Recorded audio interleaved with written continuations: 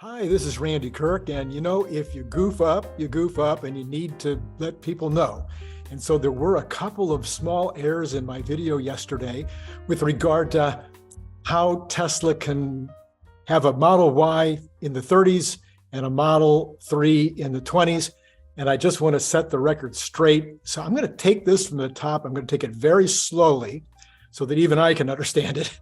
And I might kind of read from time to time. I hope you don't mind, because I want to have this be very specific and very correct. The mistakes that I made were not huge to the point where it changed the narrative. It just changed some of the details. And I wanted to be much more clear on this being a strategy as opposed to an immediate recommendation. So let's take a look here. I have every reason to believe that Tesla will sell every USA-made car that they produce next year.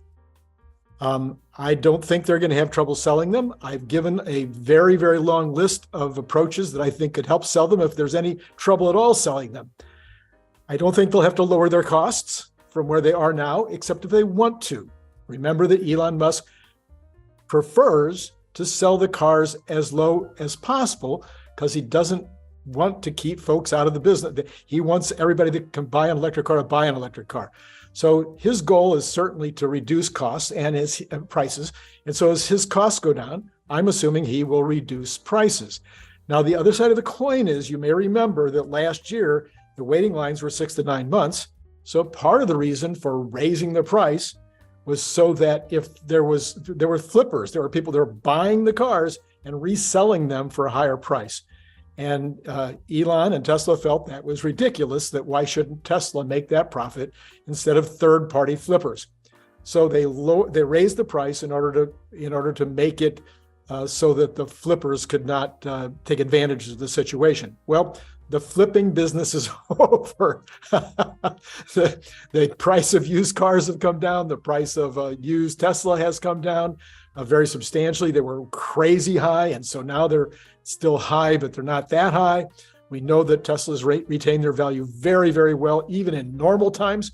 But last year there were shortages, and the economy gets out of whack during shortages, and we get into what everybody calls a boom bust situation, where prices go up, everything goes up, everybody's going crazy trying to buy whatever it is that they need. And then after the economy softens, or maybe there's a lot of new supply coming on, you get into a bust situation. Prices radically drop.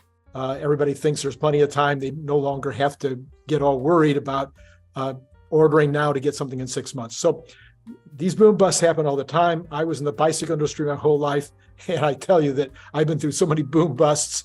It just drives everybody crazy that's in business, but they happen. Okay, so next year, the IRA alone should keep Tesla from having to lower any of their prices if they don't choose to.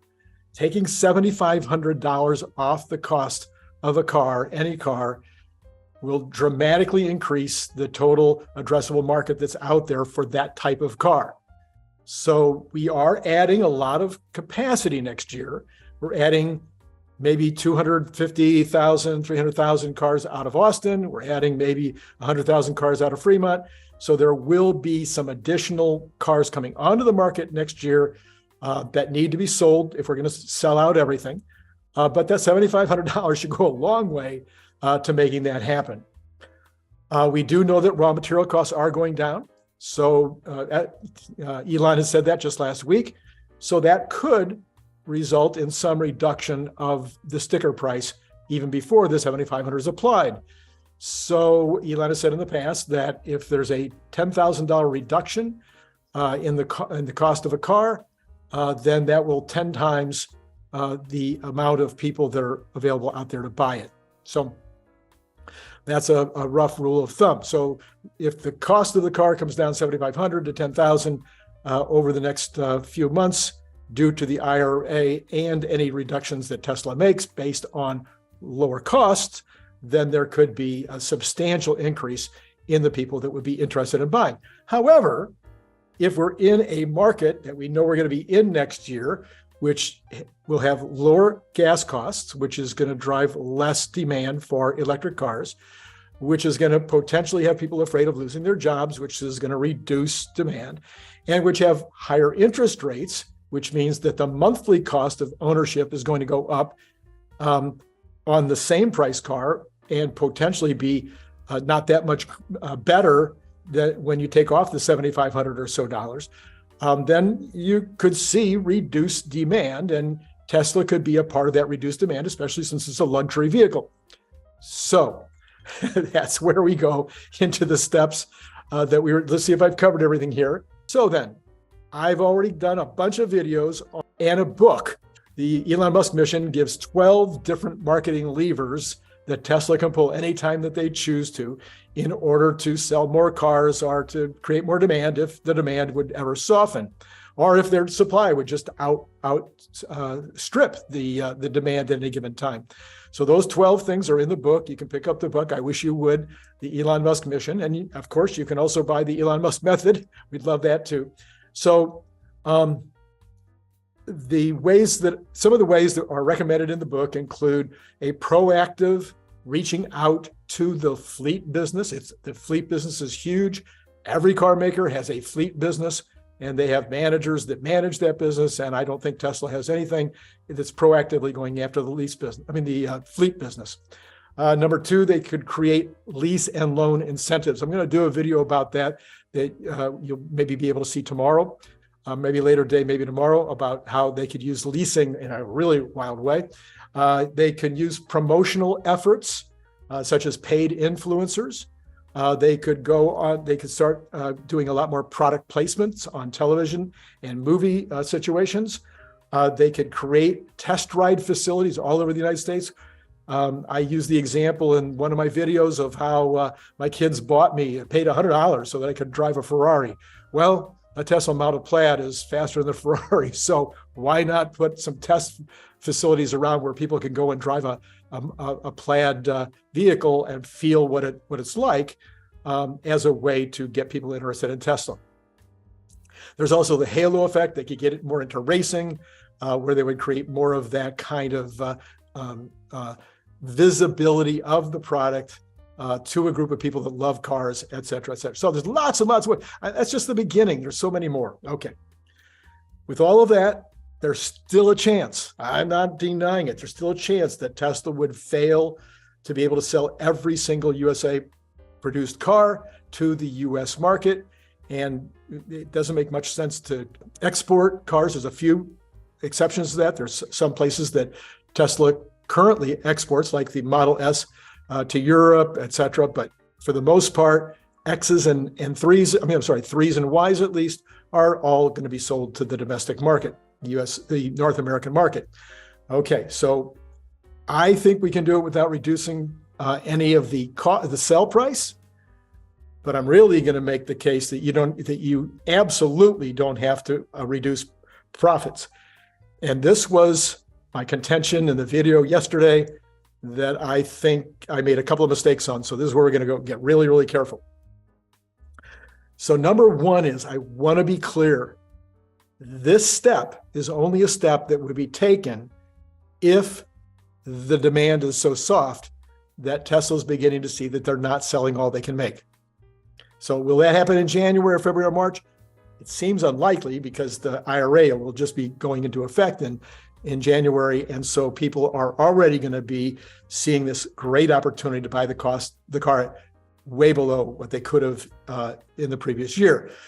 That $7,500 that was offered at the end of the year by Tesla out of their own pocket certainly increased demand. I think it will have a pretty big effect on demand in early 2023. But there could be a time at which that will start to slow down. So if they can see that all of their efforts, 2 months in, 3 months in, 5 months in, whatever it is, and the recession is horrible and everybody's going crazy and the Fed hasn't lowered the interest rates. And I mean, there's a whole lot of things that have to happen wrong for the situation to be where they would need to start lowering the price or the perceived price, as you'll see. But let's take a look at what that might do. So let's start with this battery situation. Okay. So, and I want to be careful here. It would appear that Tesla will get a $35 per kilowatt hour savings from the IRA. This will be an incentive that comes from the government.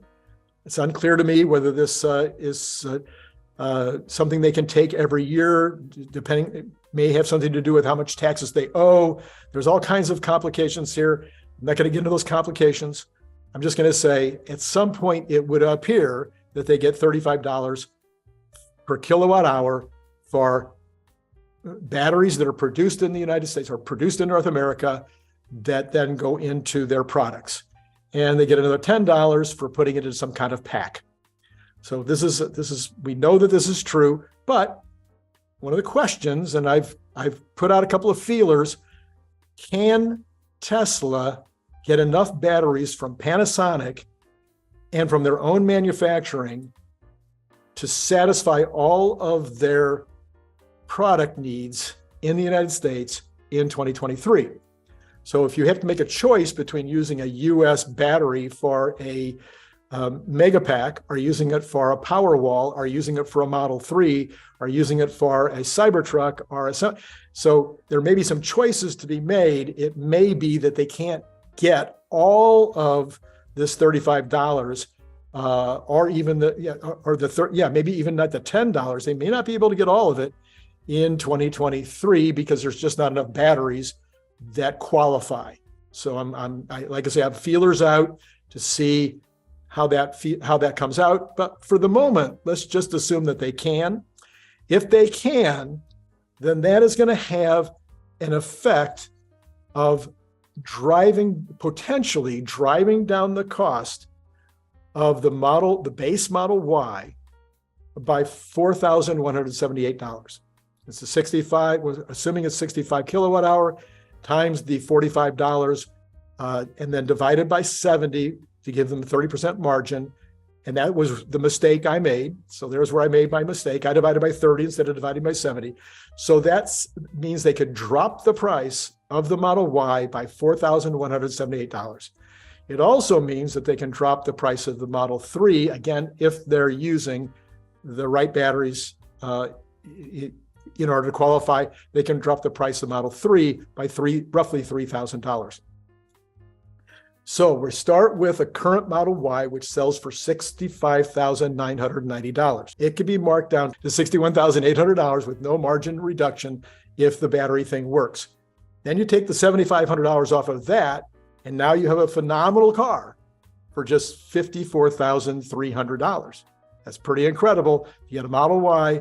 We're not talking about a rear-wheel drive. We're not talking about a base model. We're talking about what is now the $67,000 model for just $54,300. Okay, we talked about the $10,000 drop in price results in increasing the market. Now you can go one step further, which we talked about yesterday. Again, I'll just briefly go over it, and that is that Tesla says that the gas to electricity savings, not buying gasoline, using electricity out of your home, roughly saves you $6,600 over 6 years, about $100 a month if you want to get down to it. So $100 a month, but let's just call it $6,600. And I think we can honestly say that the maintenance cost savings over that 6 years would be $2,400. Just for round numbers, that would make $9,000. So now you're taking off, in terms of real value, clearly addressable. It may need to be sold. There may need to be advertising behind it. There may need to be promotion behind it. There may need to be something to where the consumer understands it's really $100 a month that they're going to save. And if they can do that, then now you've increased the total addressable market by another 10 times, because that reduces the perceived value by roughly $10,000, $9,000. Now you can make the case, okay, so that $10,000 drop, so that Model Y would now be comparing to a car costing $45,300. Now, that's even more exciting than $54,000, all right? But there's still more. you could introduce a standard range rear-wheel drive. Again, this is like months into the year. You've already done all of what I've just said in order to reduce the perception and the actual cost of the car to where now you've got it for $45,300 a comparable car. And you're still not selling all you can make. I can't imagine that would be the case, but let's just say that it is. So then what could you do now? Well, you take away something, because right now you can't buy the rear-wheel drive standard range Model Y. It's not available. It hasn't been available.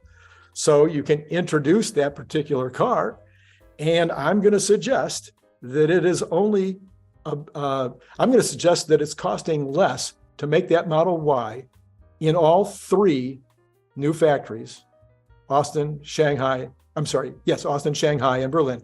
All three of those factories, I'm going to suggest that it costs less to make a Model Y in those three factories than it does to make a Model 3 in Fremont. And it probably costs just a few $1,000s, maybe just a few $1,000s more in Shanghai than a Model 3 in Shanghai. So basically, you could offer this version of the Model Y for just $3,000, $4,000, whatever more dollars than a Model 3, the current Model 3. Okay, going back to the numbers here again. So the Model 3 is now $46,999. So if we add $3,000 to that, you could have a Model Y for $49,999. Again, assumingly, this is at full margins. In Shanghai, the sticker would even be less, as it is for the Model 3. Both the Model 3 and the Model Y are less in Shanghai. So this, I think, would already make it a huge seller just by doing that. Now you can lower the cost of both the Y and the 3 using the IRA incentive, assuming the batteries, assuming the United States only, not Shanghai and Berlin. So that would allow you to sell the Y for $4,000 less, rounding. That would mean $45,999 for the Y and $43,999 for the 3. Now the consumer gets to take the $7,500 off of that. So now the consumer is looking at $38,499 for a Model Y, $38,499 for a Model Y, and $36,499 for the Model 3 out the door. And Tesla still got full margins. Now you can subtract the gas and maintenance savings, and you're looking at a $29,000 for a Model Y, under $30,000 equivalent for a Model Y, and $27,999 for a Model 3. Tesla will never have to go this low, but the reality is they can. And guess what? We haven't figured into any of this. We haven't even talked about it, except briefly, maybe. The other thing is, Teslas don't depreciate at the same rate as other cars. And that's worth something too. So that's another additional factor. It's an actual financial factor that can be taken into consideration in this overall purchasing decision by somebody who's trying to do the right thing in a recessionary year, get the best possible car for their family, get a car that's not going to foul the environment, get a car that is going to give them incredible performance and incredible safety, and yet is truly, if you compare apples to apples, right down the line and really look at the total cost of ownership over 6 years, you're now talking about a car that you'd have to compare with a low-end Corolla. Okay, so that's all I got for you. Like the video, buy the book, subscribe, do all those things. Subscribing and liking the channel have been great. You people are amazing. I can't believe how good it's been for the last 10 days since we've started really upping the game here. Looks like we're going to go over 3,000 subscribers tomorrow. Fantastic. Appreciate you all. Talk to you more tomorrow.